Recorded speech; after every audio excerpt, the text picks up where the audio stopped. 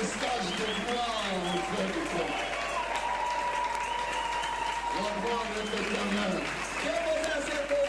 Vous pouvez vous asseoir, que Dieu vous bénisse. Nous bénissons le Seigneur pour l'occasion qu'il nous accorde. Si quelqu'un ne te voyait pas en octobre, il est obligé de te voir. Si quelqu'un ne te voyait pas marcher en octobre, il est obligé de te voir circuler au mois d'octobre. Il y a une plénitude qui t'attend au mois d'octobre. Quelque chose de plein va se manifester. Plénitude du mois d'octobre. Je le proclame déjà que quelque chose se fera avec plénitude. Entre dans une plénitude. C'est avec cette plénitude que tu vas affronter novembre et décembre. Qu'il en soit ainsi au nom de Jésus. Nous bénissons le Seigneur pour le premier dimanche d'aujourd'hui. Et nous voulons toujours continuer en train d'atterrir doucement avec notre thème de croître comme Dieu le veut à partir de Christ.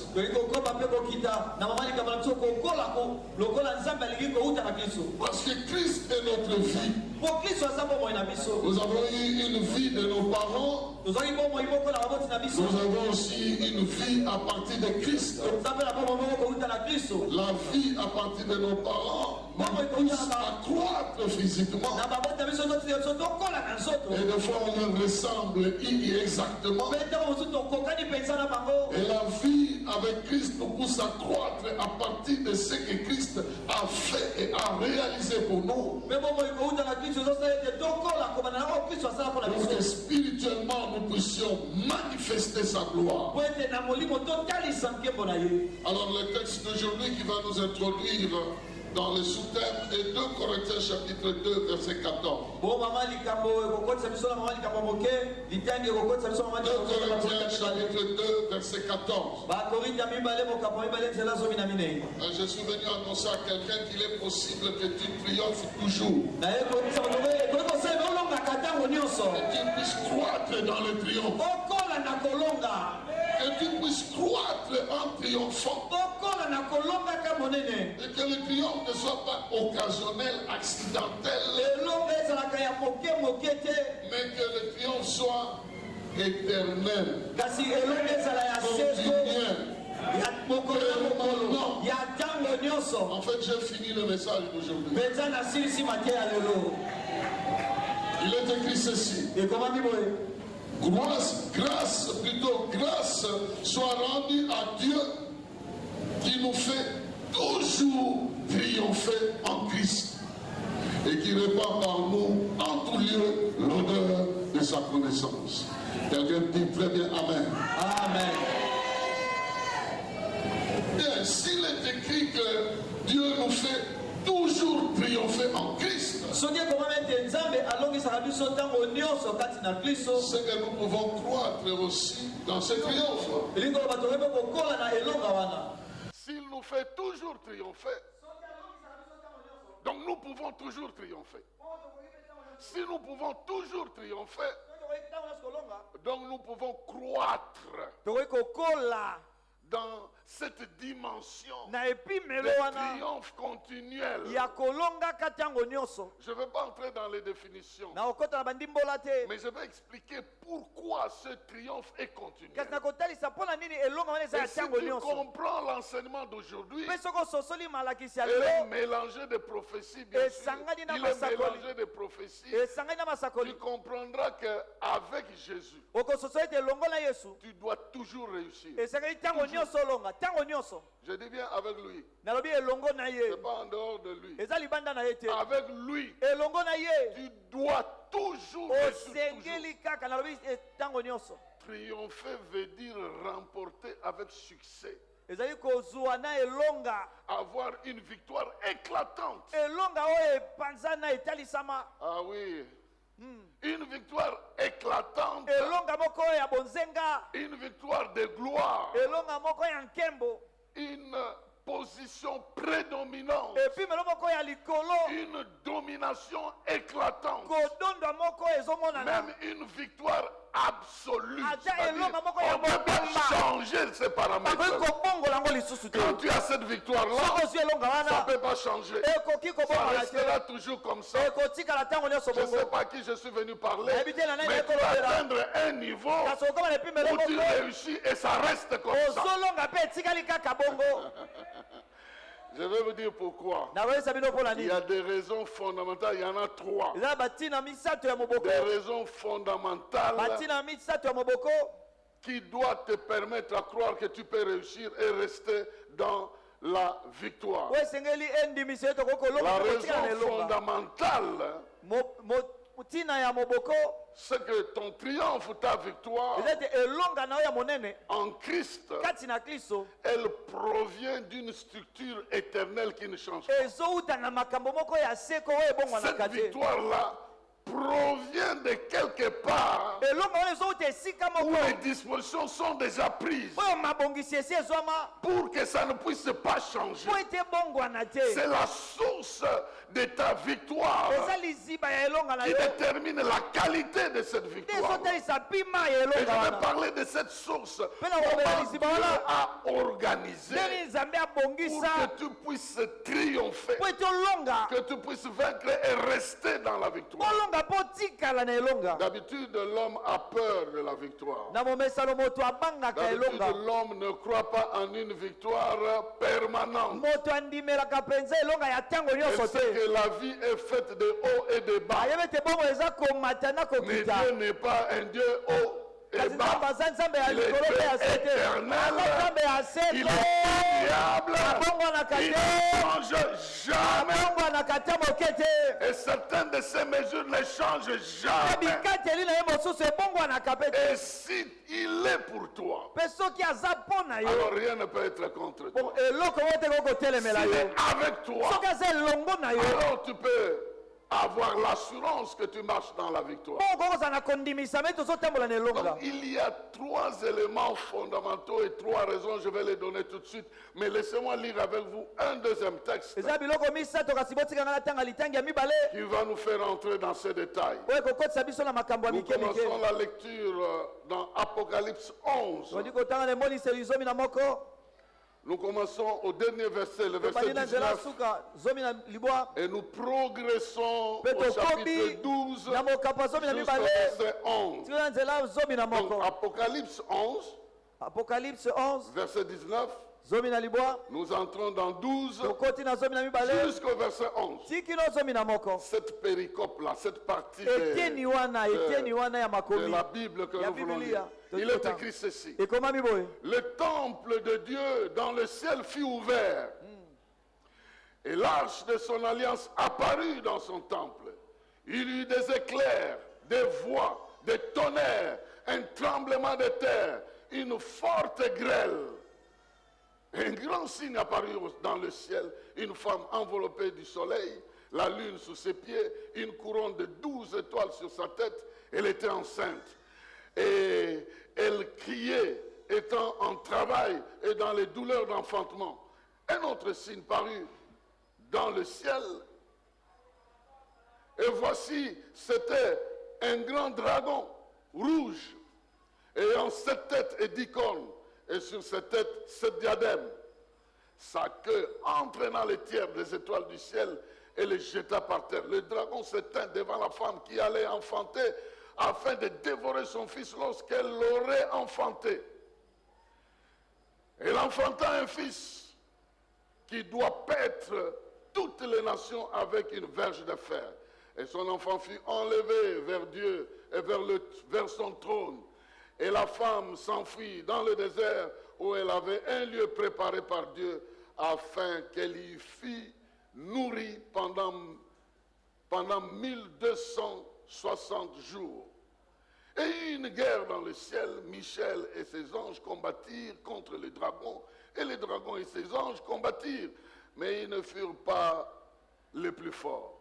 Et leur place ne fut plus trouvée dans le ciel. Et il fut précipité le grand dragon, le serpent ancien, appelé le diable et Satan, celui qui séduit toute la terre. Il fut précipité sur la terre et ses anges furent précipités avec lui.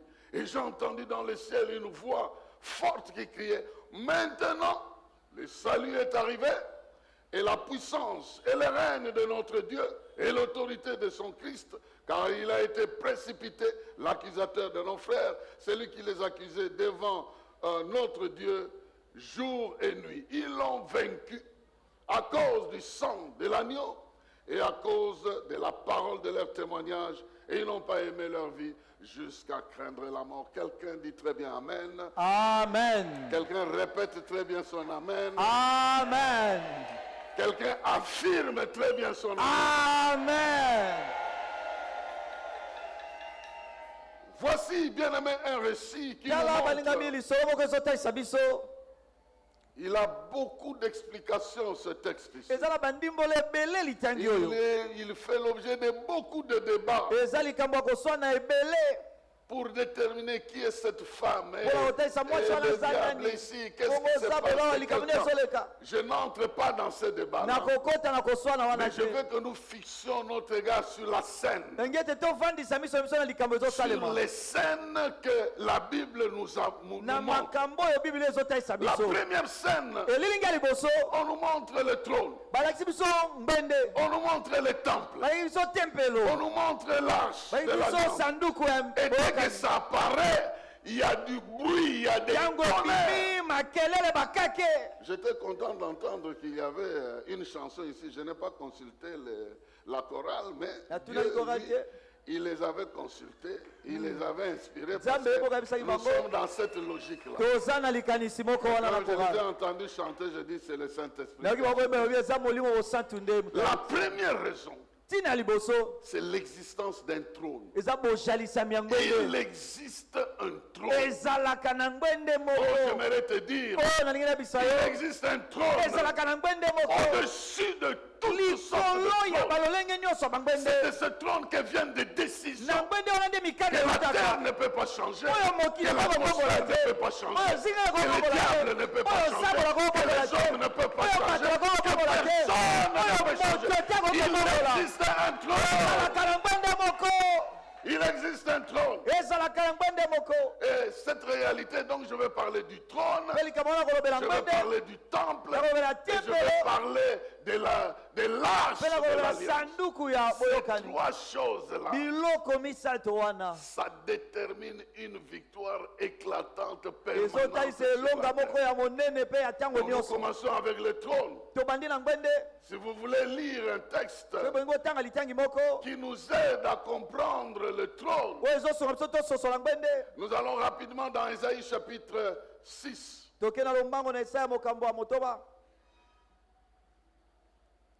Ésaïe chapitre 6, verset 1 à 4. Il est dit ceci. L'année de la mort du roi Osias, je vis le Seigneur assis sur un trône très élevé, et les pans de sa robe remplissaient le temple. Oh, le trône est dans le temple. Alléluia. Des séraphins se tenaient au-dessus de lui. Ils avaient 6 ailes, chacun 6 ailes, 2 dont ils se couvraient la face, 2 dont ils se couvraient les pieds, et 2 dont ils se servaient pour voler. Ils criaient l'un à l'autre et disaient, Saint, Saint, Saint, et l'Éternel des armées, toute la terre est remplie de sa gloire. Les portes furent ébranlées, et dans leur fondement par la voix qui retentissait, et la maison fut remplie de fumée. Alléluia. Amen. Donc cette atmosphère, rien que par le cri qu'il lance, tout le temple est rempli de fumée. Qui a allumé, personne n'a allumé.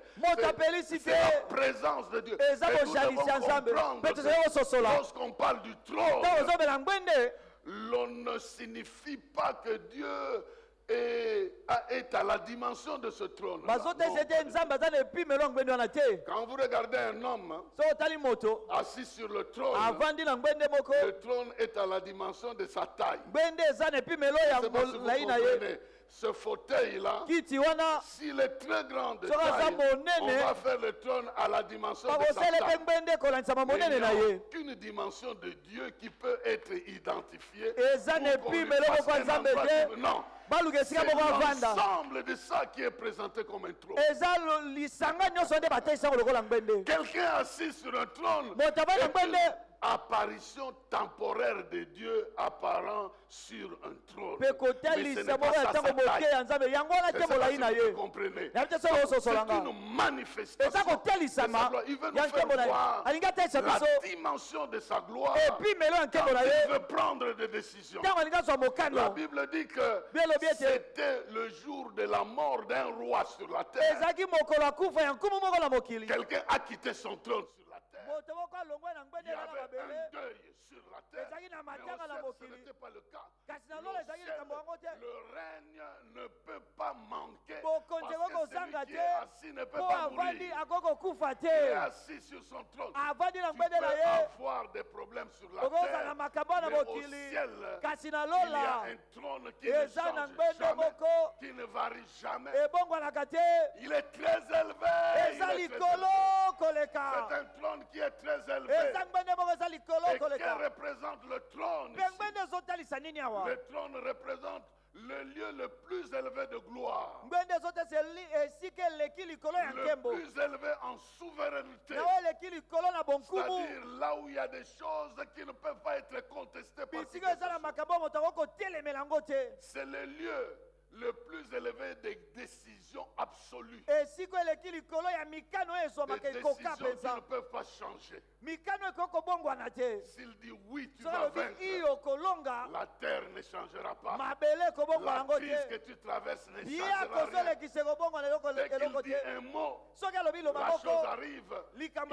Il donne l'ordre. La chose s'exécute. C'est le lieu le plus élevé des grandes décisions. De la souveraineté, mais aussi c'est la concentration de tout ce qui est spécial. Tout ce qui est unique se trouve au niveau du trône. C'est là qu'on trouve des êtres avec des yeux partout. On ne les trouve pas ailleurs. C'est autour du trône qu'on trouve ce qui est spécial. On trouve ce qui est unique. On trouve ce qu'on ne peut pas trouver. Ce qu'on ne peut pas trouver ailleurs. Regardez ces êtres-là. On ne peut pas les trouver ailleurs. Ils ne sont qu'au niveau du trône. Et voici ce que j'aimerais te dire. Parce que c'est un niveau de concentration de ce qui est unique. Alors ce qui sort de là est aussi unique. Ce qui sort de là, tu ne trouveras ça nulle part ailleurs. J'aimerais te rassurer. C'est là qu'il y a des paroles uniques.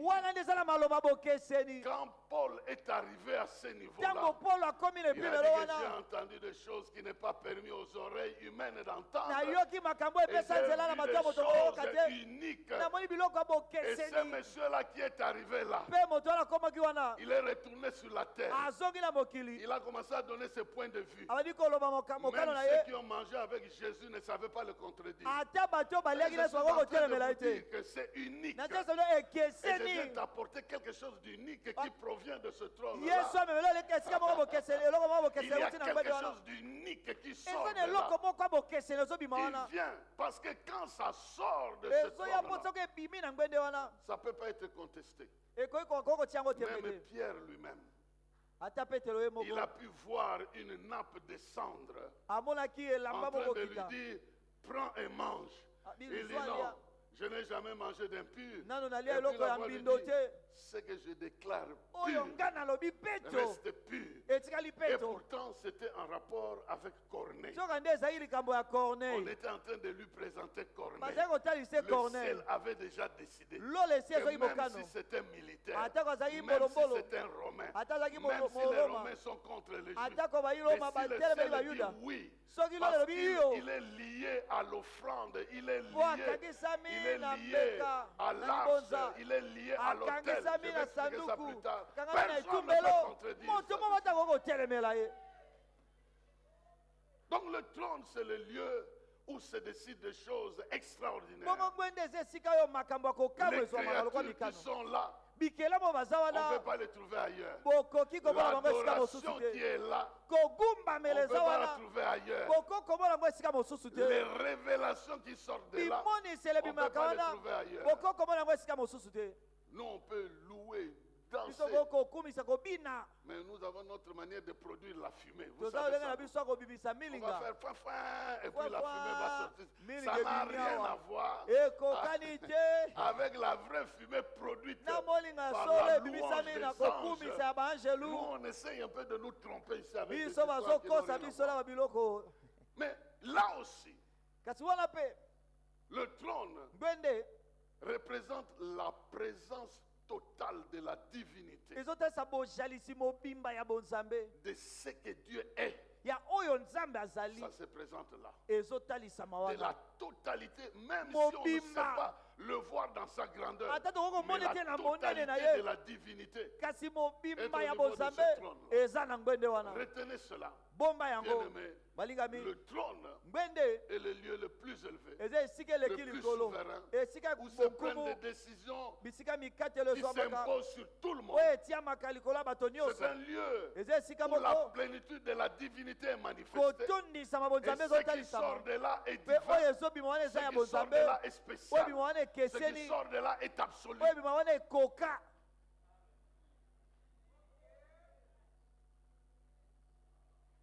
Ça, c'est le premier lieu. Je vais revenir après. Mais quand Dieu nous invite, c'est nous qui ne comprenons pas. Approchez-vous avec assurance. Auprès du trône de la grâce. Pour faire quoi? Pour obtenir miséricorde et être secouru dans vos problèmes. Approchez-vous. Mais jamais on s'approche. On n'aime pas s'approcher. On aime aller se plaindre quelque part. Cette année, on va s'approcher. 40 jours de jeûne. 40 jours, on ne va pas manger. Regardez comment les cris ont diminué. Oui, on va manger juste un peu seulement. Une fois la journée. Je vous dis sérieusement. Nos responsables vont nous confirmer ça. 40 jours. 40 jours. Nous, on esquive toujours. Oh non, tous les mercredis. L'Esprit m'a dit, faites ça aussi cette année. Maintenant, on va bien vous observer. Si on vous voit très courageux, vous avez pris la bouillie avant de venir. Donc il faut que vous voyez un peu faible. Mais nous avançons devant le trône. C'est Dieu qui nous invite. Il nous invite d'aller devant son trône. Et quand tu pries, tu n'es pas devant quelqu'un. Tu n'es pas devant un ange. Tu n'es pas devant le diable. Tu es devant le roi de rois, le Seigneur des seigneurs, celui qui vit et règne éternellement. Vous imaginez, ça nous n'allons pas lire, mais Jean était en train de voir. Le trône devait prendre une décision. Il y avait un livre avec cette sauce, c'est-à-dire cet lien avec des sceaux. Il faut briser ces sceaux-là pour lire ce qui est contenu. Et quand vous lisez ce qui est contenu, c'est une vérité qui s'applique maintenant sur tout le monde. Mais personne n'était qualifié pour nous dire ce que le trône a décidé. Sinon un seul, incontestable. On peut dire tout ce qu'on veut de lui. Il est mort, il est ressuscité, il est vivant. L'agneau de Dieu, le lion de la tribu de Juda, le roi de rois, le Seigneur des seigneurs, Jésus-Christ de Nazareth. Il était trouvé digne. Et il a brisé les seaux, il a cassé les seaux. Et il a ouvert. Et il a proclamé. L'Esprit du Seigneur est sur moi. Il m'a oint. Pour annoncer la bonne nouvelle aux pauvres. Libérer les captifs. Renvoyer les opprimés. Et accorder une saison de grâce, de faveur de notre Dieu. Je suis venu pour ça. Et je vais réaliser ça. Parce que c'est venu du trône. J'ai été oint pour ça. Et je suis venu accomplir ça. Et personne ne peut changer. Voici pourquoi tous ceux qui croient en son nom, il leur a donné le pouvoir de devenir enfants de Dieu. Ton pouvoir ne vient pas de l'homme qui t'a dit parce que tu as fait cette prière. Non, rien à voir. Ton pouvoir est venu de Dieu. Ça c'est le trône. Plus élevé, les endroits qui prennent des décisions. C'est même ce que le monde a imité. Il y a des lieux qui font de loi. Il y a des instances qui font de loi. Ces instances-là, quand ça vote la loi, c'est fini. Bon, chez nous, on peut réviser ces lois-là, mais là, c'est absolu. Le trône de Dieu a déjà décidé. Qu'est-ce qu'il a décidé? Que Dieu t'aime. Qu'est-ce qu'il a décidé? Que Jésus a pris ta place. Qu'est-ce qu'il a décidé? Que tes péchés ont été pardonnés. Qu'est-ce qu'il a décidé? Qu'avec Christ tu es dans la victoire. Qu'est-ce qu'il a décidé?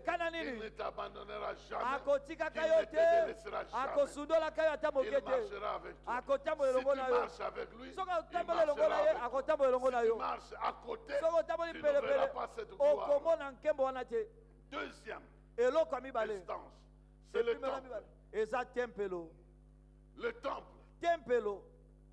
Le verset 19 que nous avons lu de Apocalypse 11 dit ceci. Et le temple de Dieu dans le ciel fut ouvert. Ça, c'est pas le trône, hein? C'est le temple. Le temple fut ouvert. Et dans le temple, on voit l'arche de son alliance apparue dans le temple. Conséquence des éclairs, des voix, des tonnerres, des tremblements de terre, des grêles. Tout bouge. Parce que c'est une instance d'exécution. Le temple.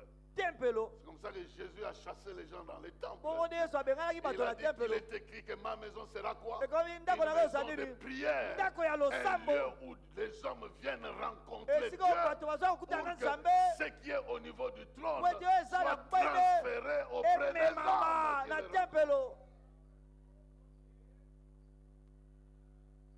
Un deuxième texte qui peut nous aider, c'est celui que j'ai lu, l'Apocalypse 12. Le verset 10. 12, verset 10, Apocalypse. Et j'ai entendu dans le ciel une voix forte qui disait: maintenant le salut est arrivé, et la puissance, et le règne de notre Dieu, et l'autorité de son Christ, car il a été précipité l'accusateur de nos frères, celui qui les accusait devant notre Dieu jour et nuit. Ils l'ont vaincu à cause du sang de l'agneau et à cause de la parole de leur témoignage. Ils n'ont pas aimé leur vie jusqu'à craindre la mort. Dans le temple se trouve la solution. Se trouve la solution de tous les problèmes des hommes. Le ciel décide et il place la solution dans un lieu où Dieu peut rencontrer les hommes. C'est pourquoi il avance même son trône dans le temple. Ésaïe voit le Seigneur sur son trône, mais ses vêtements remplissent le temple. Sa gloire remplit le temple. C'est dans le temple qu'on peut toucher son vêtement. C'est dans le temple qu'on peut le rencontrer. Et dans le temple, qu'est-ce qu'il y a? Il y a la miséricorde, il y a la prière, il y a toutes ces choses qu'on a citées ici. Il dit et la puissance, le règne, le salut, l'autorité de Christ se trouve dans le temple. Ça se trouve là. Et je vais revenir un peu plus loin. Si toi tu es le temple, si tu es vraiment le temple de Dieu, non, quelque chose de spécial doit se passer. C'est parce que ce fameux temple, on l'expose à n'importe quoi. Il perd l'ardiesse, sa puissance, on le remplit de n'importe quoi. Jésus a même chassé les vendeurs. Je vous ai dit ici qu'une sœur est venue me voir pour dire, si le Seigneur n'intervient pas son temple, je vais vendre. Et je viens te dire que son temple là, je vais le vendre. Parce que j'étais habitué à vendre les temples. Et nous, on peut permettre n'importe quoi dans ce temple-là. Mais il est écrit, le salut est arrivé, la puissance est arrivée, le règne de notre Dieu, l'autorité de son Christ. C'est dans le temple. C'est dans le temple qui est le lieu de rencontre. L'homme avec Dieu, c'est la salle d'audience. N'importe qui peut entrer n'importe quand. Dieu est en permanence en train d'attendre qu'on l'adore, qu'on jette les fardeaux auprès de lui, qu'on communie avec lui. C'est le lieu de la révélation sur la gloire et la splendeur de Dieu. Il fait connaître de manière particulière sa gloire à l'homme, comment il pardonne ses péchés, comment il le prépare pour la mission, comment il fait de lui un instrument important. Dieu nous prépare. Dieu veut nous rencontrer dans son temple, dans le lieu qu'il a prévu dans l'Ancien Testament. C'était un endroit physique. Mais Jésus a dit, l'heure vient. Elle est déjà venue. On n'adorera ni à Jérusalem. Mais Dieu est esprit. Il faut qu'on l'adore en esprit en vérité. Maintenant, dans le Nouveau Testament, on nous dit qu'en dehors de ces espaces-ci, ton corps est devenu le temple du Saint-Esprit. Donc normalement, si on l'ouvre, on doit entendre des cris, des tonnerres, des joies, des choses comme ça, en train d'éclater. Hein? Mais aujourd'hui, si on ouvre, on va voir quoi? La sorcellerie, la haine, la jalousie. C'est ça qu'on trouve dans les temples aujourd'hui. C'est pourquoi Jésus n'est pas glorifié. Mais il faut qu'on trouve la joie, la paix, la bénédiction, la fidélité, tout ce qu'on appelle fruit de l'esprit. On doit le trouver là-bas. On doit trouver tout ce qu'on appelle don de l'esprit. On doit le trouver là-bas. On va trouver l'esprit en place. Je suis venu prophétiser pour quelqu'un que le temps est venu. Dieu veut te visiter dans la plénitude. Ton esprit, molimo na yo, molema na yo pleinement manifestant le triomphe, la gloire de Dieu en train de progresser dans ta vie. C'est le lieu de la justice de Dieu, de son pardon. Le pardon qui est décidé depuis le trône s'exécute au niveau du temple. C'est pourquoi, même dans l'église corps de Christ, les serviteurs de Dieu sont censés communiquer cela. Confessez vos péchés les uns les autres, priez les uns pour les autres. Et lorsque vous priez, vous proclamez ce pardon-là, ça devient effectif. Mais Dieu a déjà décidé ça. Mais ça devient effectif lorsque vous confessez et qu'un serviteur de Dieu prononce Anne a cherché un enfant. Elle a même promis que si tu me donnes un fils, je vais le mettre ici. Elle n'avait pas eu. Elle a eu un enfant le jour où le serviteur de Dieu lui a donné la parole. Alors qu'il d'abord il avait confondu comme une femme qui était ivre. Il dit, non, je ne suis pas ivre. Je suis une femme avec un cœur comme ça. Il dit, va. Et que l'Éternel exauce ta prière. Dieu a placé le corps de l'homme comme son temple. Donc ce qui doit sortir de là ne doit pas être n'importe quoi. C'est pourquoi il est interdit de maudire. Parce que tu ne te rends pas compte. Depuis les temps anciens, les grandes promesses de Dieu se confirment dans la bouche de Rebecca avait eu la révélation qu'elle n'avait pas 2 enfants, elle avait 2 royaumes. Et que le petit était plus béni que le vieux. Mais il ne pouvait pas réussir ça si ça ne sort pas de la bouche d'Isaac.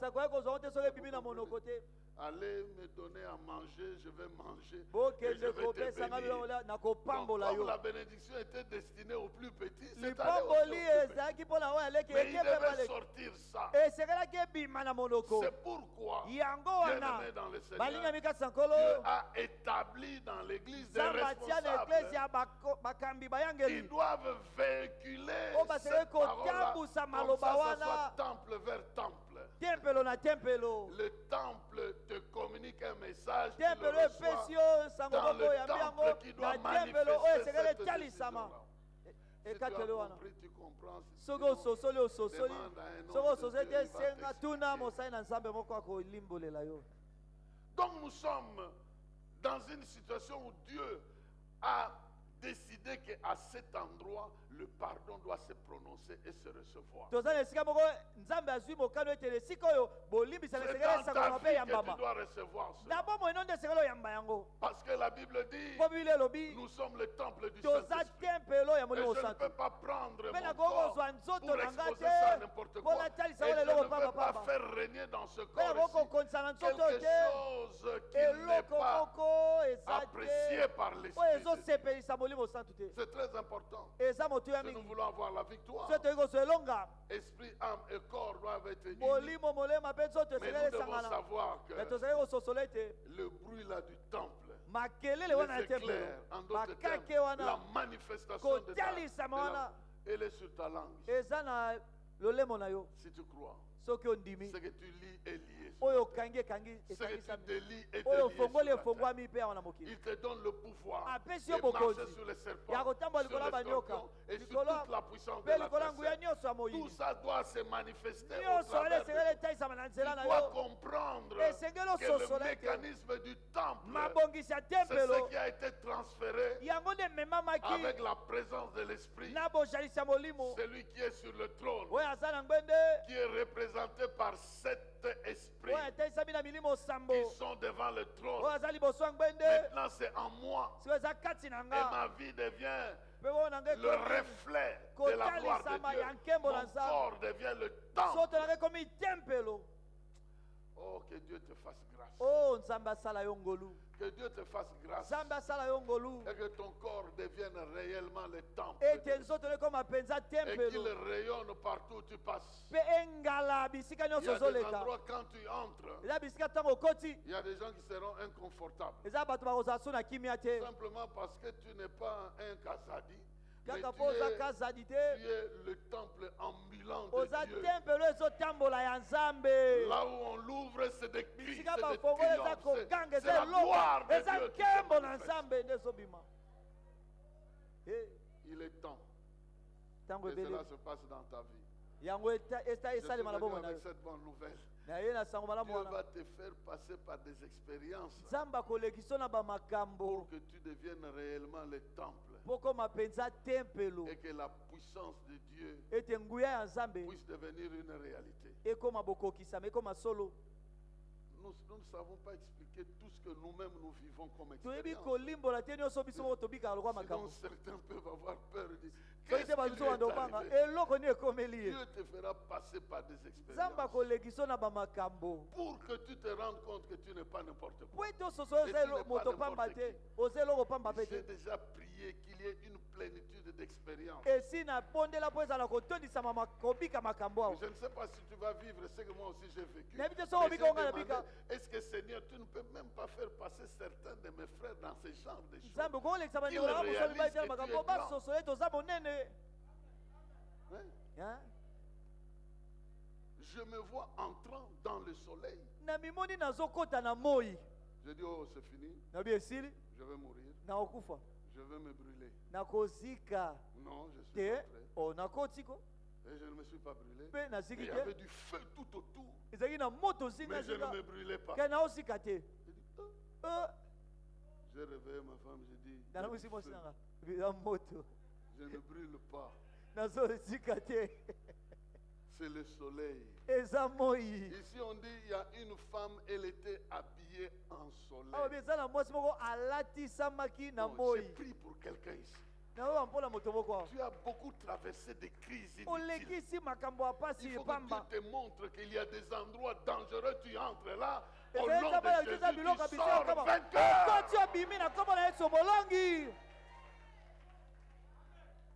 Je prie que Dieu te démontre qu'il n'y a aucun lieu qu'on peut t'interdire pour entrer si Dieu veut que tu passes par là. Et j'aimerais dire à quelqu'un qu'il y a une puissance qui est à ta disposition. Et tu as besoin d'être revêtu de cette force, de sorte que tu puisses agir dans la dimension que Dieu t'a donnée. Je croyais que j'étais mort. J'ai vu des flammes de feu. J'ai vu que j'entrais dans la sphère de la terre. J'ai pénétré, j'entrais.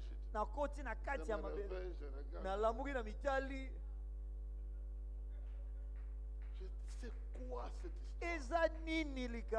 Je ne sais pas expliquer. Mais je sais qu'il y a quelque chose qui se fait en rapport avec le rôle que je dois jouer dans la vie des gens que vous êtes là.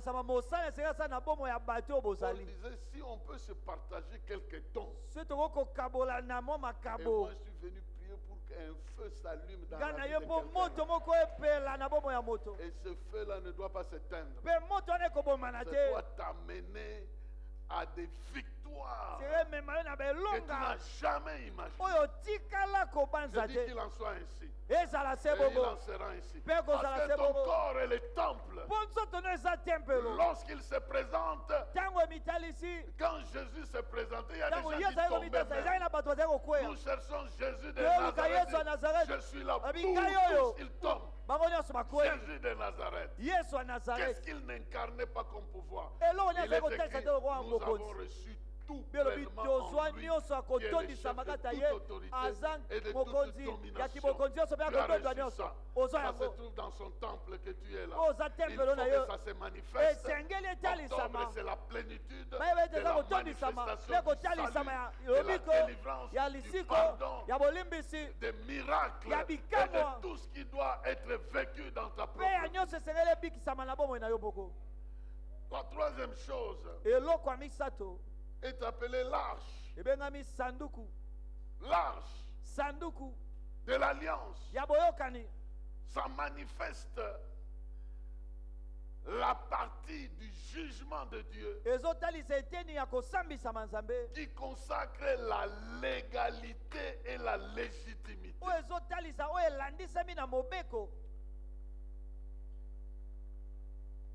La Bible dit qu'il fut précipité, le grand dragon. Mais ils l'ont vaincu à cause de ce qui s'est passé sur l'autel. Le sacrifice, le sang de Jésus. Tout ce que Dieu a décidé depuis son temps, qu'il place dans notre vie, devient légal lorsque nous entrons en alliance avec lui et que nous respections l'alliance. C'est l'alliance. Si nous ne respectons pas, nous n'allons pas vivre ces choses. Mais si nous respectons l'alliance, aujourd'hui, c'est à ce niveau qu'on vient combattre les chrétiens. Non, la dîme, oh non. Les offrandes là, non. Vous enrichissez les gens et tout ça. Ça ne sert à rien. On te fait perdre la possibilité d'entrer dans la légalité, la légitimité de tout ce que Dieu a déjà placé. On dit qu'ils l'ont vaincu à cause du sang de l'agneau. Le verset 19 d'Apocalypse 11 que nous avons lu dit, lorsque le temple était ouvert, l'arche est apparue. Donc lorsque quelqu'un t'attaque dans ton corps, l'arche apparaît. L'alliance apparaît. Attention, c'est le même corps que tout le corps là, mais ici, il y a une alliance que tu ne sauras pas faire quoi que ce soit. Il y a l'alliance ici dans ce temple. Oh, que ce temple-là manifeste l'alliance. Quelqu'un qui est en alliance avec Dieu n'est pas quelqu'un n'importe qui. C'est quelqu'un qui doit être redouté. On doit savoir que là, je ne peux pas toucher. Là, je ne peux pas entrer. Je suis venu proclamer dans ta vie que parce que Christ est là, tu es dans une alliance. Il y a l'arche qui doit apparaître. Lorsqu'on te connecte, on se connecte à toi. Lorsqu'on se cogne contre toi, l'arche apparaît. Lorsque l'arche apparaît, il y a des éclairs, il y a des voix, il y a des tonnerres. La gloire de Dieu se manifeste. Et la voix doit dire, celui-ci est mon fils, il ne faut pas venir faire. Ça, c'est un domaine privé, je t'interdis de toucher. Et vous connaissez ce qui est arrivé à Esaïe, n'est-ce pas? Quand il a vu le trône, dans Esaïe chapitre 6, nous lisons l'avant-dernier verset. Il est écrit, Esaïe chapitre 6, verset 5. Quand Esaïe a vu la gloire, la fumée, c'est dit c'est fini. Alors je dis, malheur à moi, je suis perdu, car je suis un homme dont les lèvres sont impures. J'habite au milieu d'un peuple dont les lèvres sont impures et mes yeux ont vu le roi, l'Éternel des armées. Mais l'un des séraphins vola vers moi, tenant à la main une pierre ardente qu'il avait prise sur l'autel avec des pincettes. Et il en toucha ma bouche. Il me dit, ceci a touché tes lèvres seulement. Ton iniquité est enlevée et ton péché est expié. C'est alors que j'ai entendu la voix du Seigneur qui dit, qui enverrai-je? Qui marchera vers nous? C'est lorsqu'on est purifié avec l'œuvre du sacrifice que nous pouvons entendre le Seigneur dire, je te confie une mission, va à tel endroit. On ne va pas aller parce qu'on veut. On ne va pas faire des choses parce qu'on le veut. Mais parce qu'on a entendu Dieu nous dire, il faut aller là-bas. Il faut faire ceci. Ce qui sort du trône, qui nous touche, nous purifie. Jésus est venu d'en haut. Il a lavé les pieds des disciples. Il a touché juste les pieds. Et il a dit, parce que je vous ai touché là-bas, vous êtes purs. Il les a même proclamés purs parce qu'ils ont entendu sa parole. Bien-aimé, c'est au niveau de cette arche qui est le lieu, les liens entre l'homme et Dieu. C'est notre lien. Et c'est la base de notre foi. C'est un cadre de justice. Une source de légalité et de légitimité.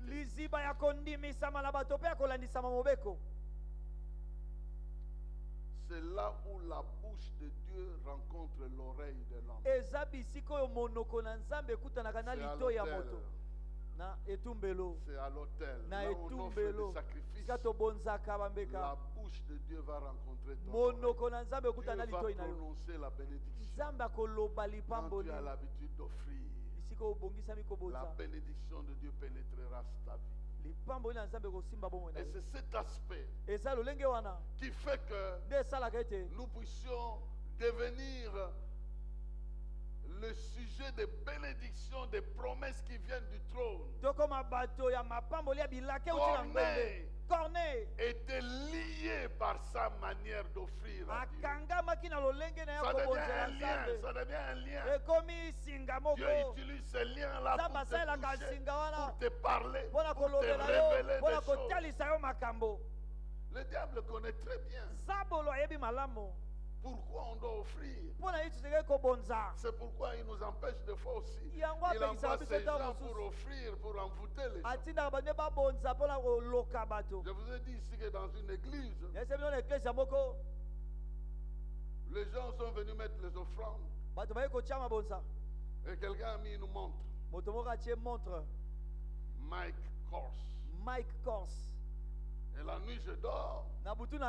Je vois un monsieur qui dit, ah voilà, j'ai maintenant le droit d'entrer dans ta maison et d'entrer dans ta vie. Je lui pose la question, comment? Il dit, ma montre. Elle est dans un sachet là-bas. Je n'avais même pas ouvert le sachet. Elle est là. À cause de ça, tout ce que j'ai décidé de faire contre toi, je dois décider à le faire. Je dis, écoutez, toi, avec la montre et le diable, vous décidez de me faire quelque chose. Moi, avec Dieu et ma foi en Dieu, vous croyez que vous allez vous en sortir? D'abord, premièrement, cette montre-là, je la confisque. Tu ne vas pas te donner ça. Le matin, je sortais, j'ai mis ça, je me suis promené avec Dieu. Si tu es un homme, viens me poursuivre. Bien aimé, on ne doit pas blaguer avec ça. Parce que nous sommes des êtres bénis. Si du moins nous restons fidèles dans notre manière d'offrir, de servir Dieu, nous restons fidèles. La Bible dit que lui aussi est fidèle. Mais si nous ne sommes pas fidèles, lui gardera sa fidélité de ne rien faire dans notre vie parce qu'il est fidèle. La victoire est acquise par Jésus-Christ. Et nous offrons des sacrifices de louange, notre adoration. Et ce que nous avons de précieux, nous lui montrons cela, nous lui offrons pour dire que c'est lui qui a la valeur au-dessus de tout ce que nous avons. Nous allons laisser ça ici. Personne n'ira là-bas avec tout ça. Mais là, nous serons seuls. Nous passerons l'éternité avec lui. Et alors, aujourd'hui, je suis venu dire à quelqu'un, gloire soit rendue à Dieu, qui nous fait toujours triompher en Jésus-Christ.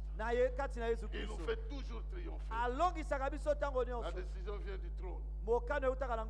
Elle s'exécute dans les temples. Elle est appuyée par les sacrifices.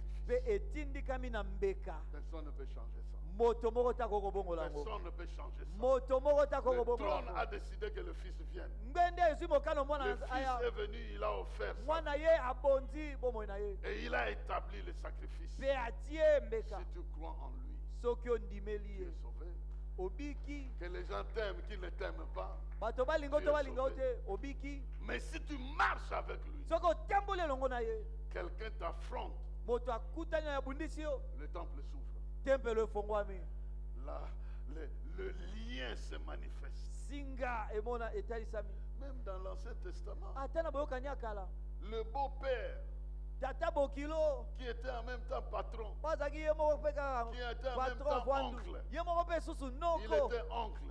Donc il avait le pouvoir sur l'enfant. Il était le beau-père. Donc il avait des injonctions dans sa famille. Il était le patron. Donc il avait des injonctions dans l'économie de la personne. Je parle de Jacob et je parle de Laban. Maintenant quand il le poursuit, c'est l'Éternel qui intervient et dit je t'interdis de parler à cet enfant ni en bien ni en mal. Et Laban, tout oncle qu'il était, tout patron qu'il était, tout beau-père qu'il était, il vient devant Jacob et dit, j'avais l'intention de faire, mais ton Dieu là est intervenu. Je suis en train de proclamer ça parce que c'est la vie de quelqu'un. Mais il y a un Dieu qui intervient afin que son intervention soit le résultat de ta vie. Mais pas ce que les gens pensent, pas ce que les gens disent. Les gens ont le droit de dire ce qu'ils veulent dire. Mais Dieu aussi a le droit d'intervenir parce qu'il y a une alliance. Il y a une alliance. Il y a une offrande. Il y a un engagement d'honorer Dieu.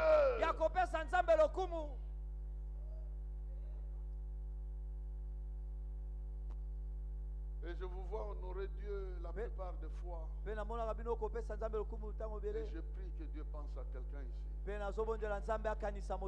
Parce que ce n'est pas de la blague. Vous créez un lien avec un Dieu. Qui se souviendra toujours. Alors je pose la question. Là où il y a un trône absolu, là où il y a un temple qui est régi par le trône, là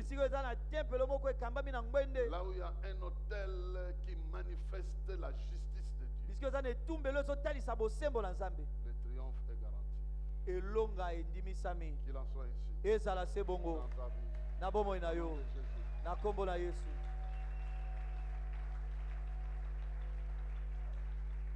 Nous allons nous incliner juste une minute en prière. Et tu réfléchis. Il existe un trône. Il y a des gens qui ont décidé contre toi. Qui vont décider contre toi. Mais ils ne seront pas dans l'environnement d'un trône. Ils seront dans les mauvaises idées. Ils seront dans la jalousie. Ils seront dans la colère. Ils vont peut-être respirer la sorcellerie contre toi. Et dit comment lui il progresse.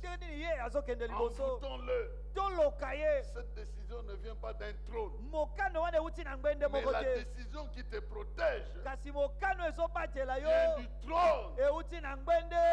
Vient du trône.